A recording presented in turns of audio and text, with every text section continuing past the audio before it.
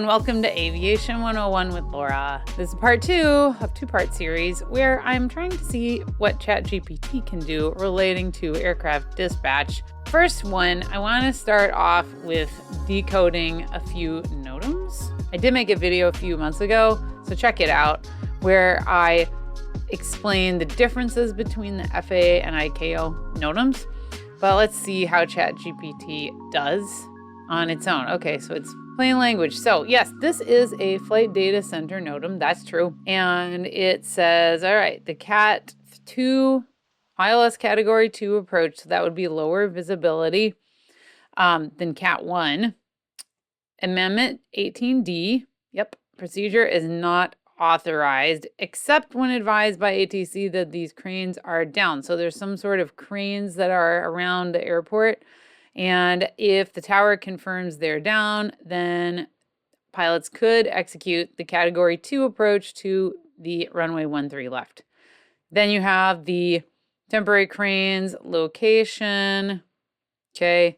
And then actually the obstacle case, this is interesting because I actually had somebody comment on the previous ICAO, some other videos I was doing about ICAO and FAA NOTAMs, and actually told me about the numbering for this, which is cool. Thank you guys. Viewers are awesome. I love the viewers. I love the comments. Keep the comments coming.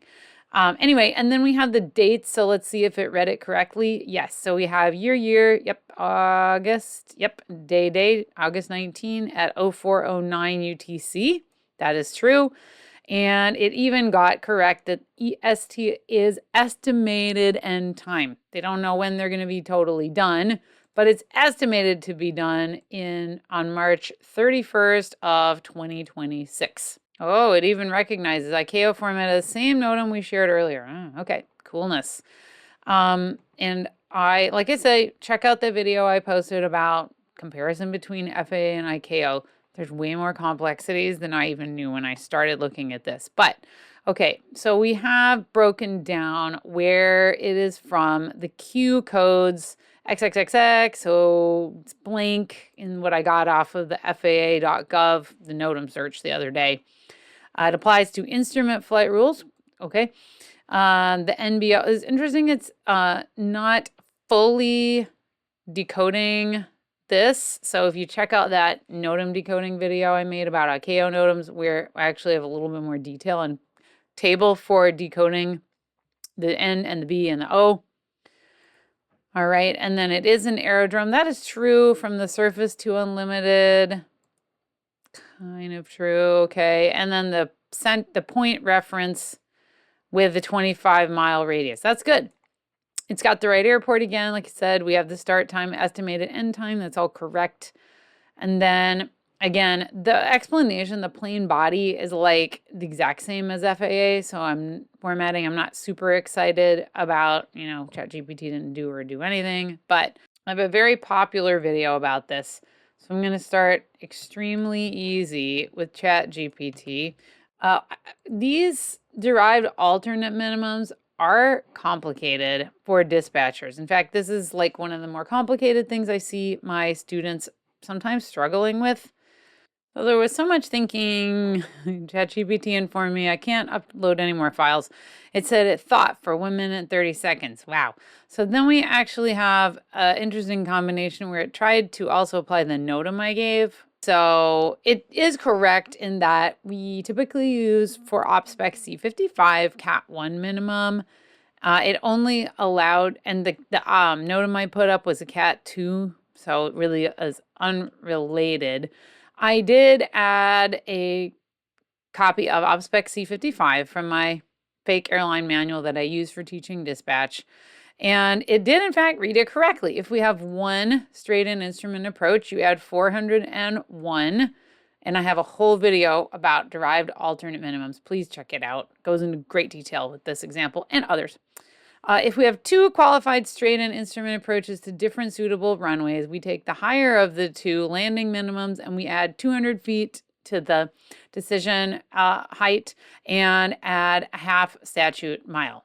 Okay, don't use an approach that says NA, we use alternate, also correct. Use category 1 values, not cat 2. So I gave it also the ILS to 4 left because it wouldn't let me upload any more files. And it did, in fact, get correct my decision height of 200 feet and a 3/4 statute mile. If I can only credit one approach, okay, that would be using ILS 4 right. Yes, we would take 200 feet, add 400, and we would get 400 plus 200 is 600 for a ceiling. 3/4 mile plus 1 would be 1 3/4 mile. Okay, so that is true. Now, I have not told it another approach yet because it wouldn't let me upload any more files today, but it does say if you can credit two straight into two different, we would use the higher of the two, 200 plus 1/2 statute mile. I am going to go ahead and tell it to pair it with the ILS 4 right. So we are going to take, yes, the higher of the two.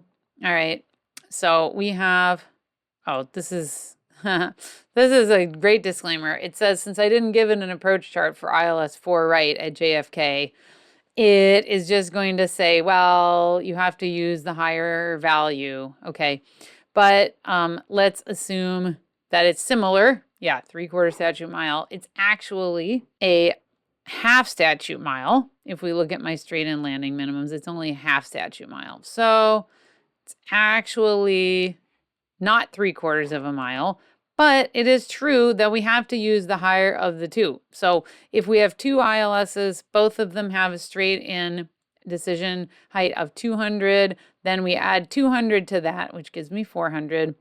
And then we have 3/4 plus 1/2 mile is 1 1/4. So here is the problem, though, that I have with all of this. It is incorrect, totally incorrect to say that my decision altitude, decision height is now 400 feet. Wrong. That is the ceiling that is required to use JFK Airport as an alternate for this operation.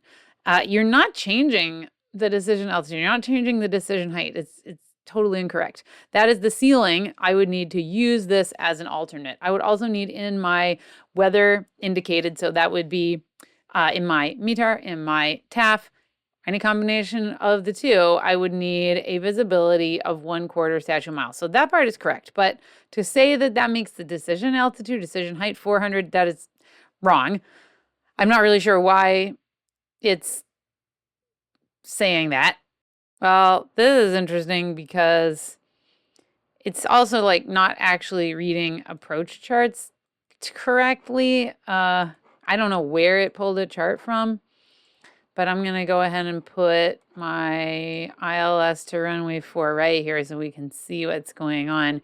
It says it read that there was a 212-foot decision altitude. That is true, but we're looking at the 200 next to it, not the 212. That's height MSL. 200 is AGL, and ceilings are always determined AGL. So it now finally did tell me that we should need a ceiling of something, but the ceiling of 500 feet is not correct. If I put up my ILS for left, I have a 200-foot decision altitude available there.